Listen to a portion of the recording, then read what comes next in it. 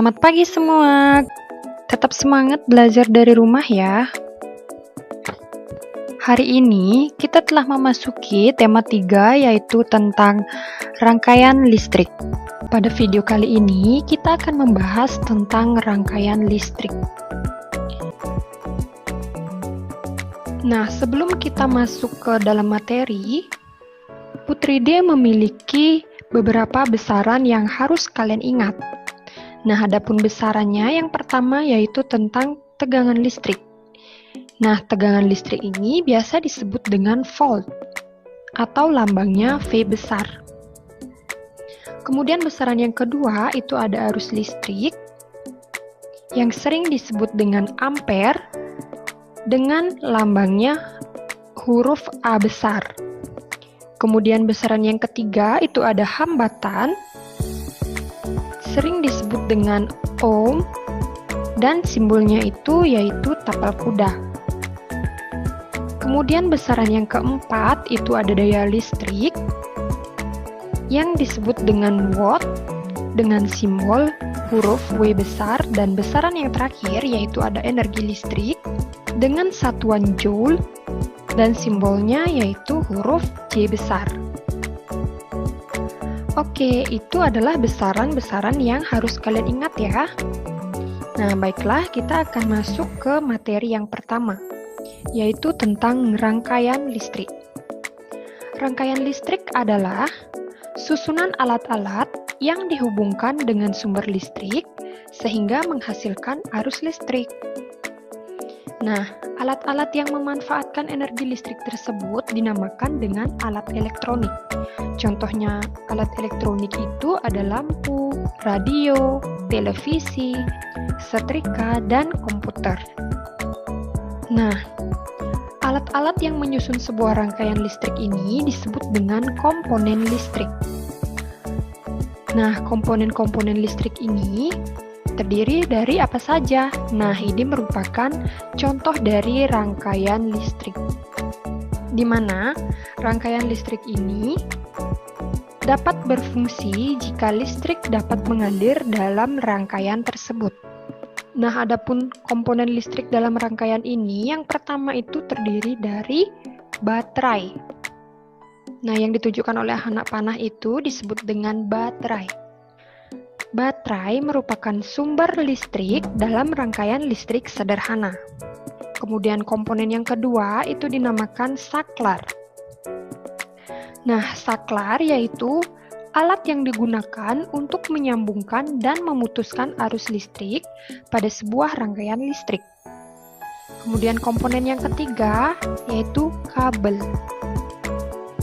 Jadi ini merupakan kabel dari rangkaian listrik. Kabel yaitu alat yang digunakan untuk menyalurkan arus listrik dari sumber listrik ke alat elektronik. Kemudian komponen yang terakhir yaitu ada lampu. Lampu yaitu benda elektronik yang menerima arus listrik dari sumber listrik. Nah, itulah komponen penyusun dari rangkaian listrik.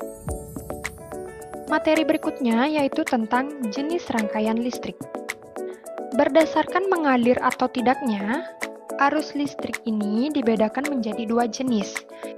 Yang pertama itu ada rangkaian listrik terbuka. Nah, rangkaian listrik ini tandanya adalah tidak ada arus listrik dan lampunya mati. Nah, kalian perhatikan ini lampu pada rangkaian listrik terbuka ini lampunya padam atau mati. Dan saklarnya itu terbuka, sehingga tidak ada arus listrik yang mengalir. Kemudian jenis yang kedua itu ada rangkaian listrik tertutup. Kalian bisa perhatikan perbedaannya pada gambar, di mana rangkaian listrik tertutup ini ada arusnya dan lampunya bisa menyala. Nah, ini adalah rangkaian listrik tertutup di mana lampunya menyala karena terdapat arus listrik dan saklarnya itu tertutup. Lampu dapat menyala apabila terdapat arus listrik pada rangkaiannya. Seperti itu ya. Nah, kemudian untuk materi selanjutnya yaitu tentang jenis rangkaian listrik berdasarkan susunannya. Nah, jenis rangkaian listrik berdasarkan susunannya itu dibedakan menjadi 3. Yang pertama ada rangkaian seri, yang kedua ada rangkaian paralel, dan yang ketiga ada rangkaian campuran. Nah, marilah kita bahas satu persatu mulai dari rangkaian seri. Nah, berikut ini merupakan rangkaian listrik dari rangkaian seri, di mana terdapat 2 buah baterai, ada 3 buah lampu, ada kabel, dan juga ada saklar. Nah, adapun ciri-ciri dari rangkaian seri itu yang pertama, disusun secara berderet. Jadi lampunya itu disusun secara berderet seperti ini ya. Bisa lampunya yang disusun berderet ataupun baterainya yang disusun berderet. Kemudian ciri yang kedua yaitu kabel tidak bercabang. Nah, jadi kalian bisa perhatikan, ini kabelnya tidak bercabang. Kemudian ciri yang ketiga itu arus listrik yang mengalir pada tiap komponen itu sama. Kemudian yang keempat, hambatannya lebih besar. Kemudian ciri berikutnya mengurangi biaya pemakaian kabel. Dan yang terakhir, energi yang diserap komponen makin kecil. Nah, kalian bisa perhatikan pada gambar, di sana ada 3 buah lampu, yaitu lampu A, lampu B, dan lampu C. Nah, pada rangkaian seri, jika salah satu lampu putus atau dipadamkan, maka lampu yang lain tidak dapat menyala.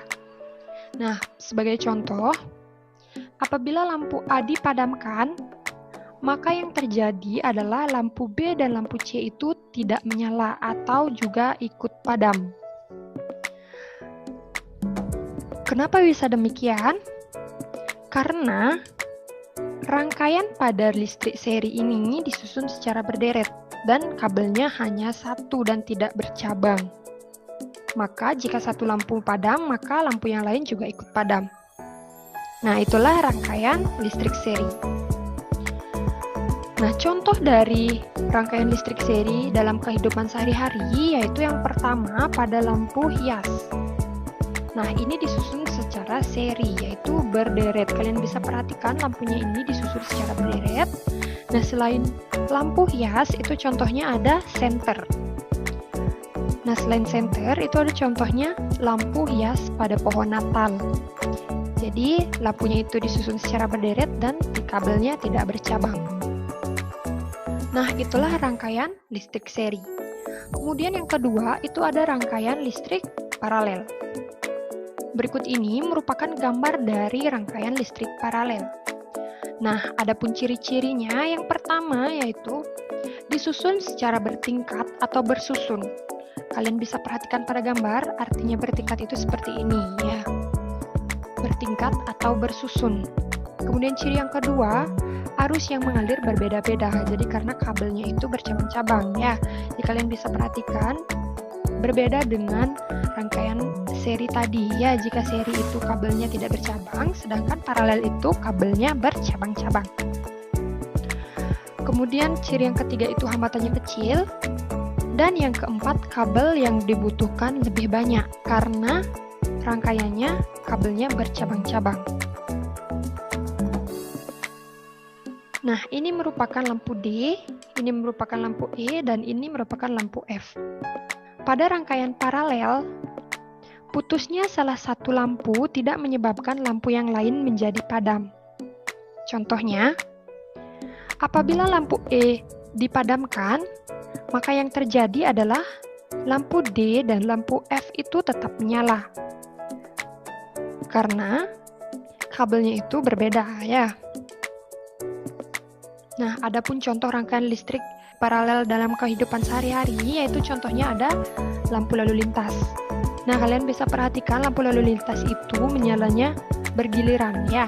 Apabila lampu merah menyala, maka lampu kuning dan lampu hijau itu padam. Begitu pula sebaliknya. Selain lampu lalu lintas, contohnya yang lain itu ada lampu pada rumah kalian.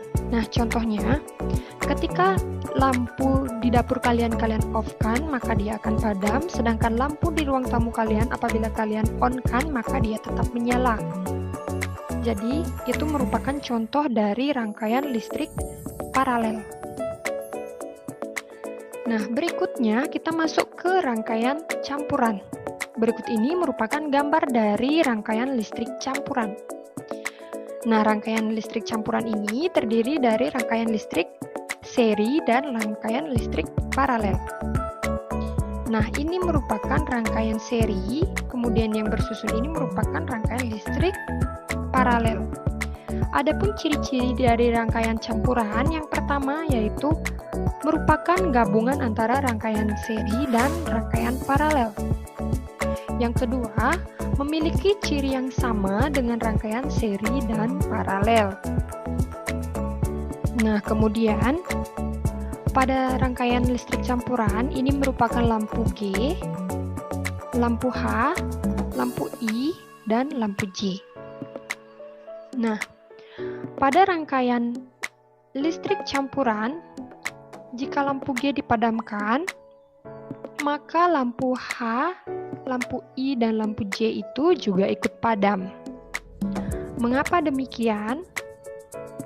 Nah, hal ini karena lampu G berkedudukan seri terhadap gabungan lampu H, lampu I, dan lampu J.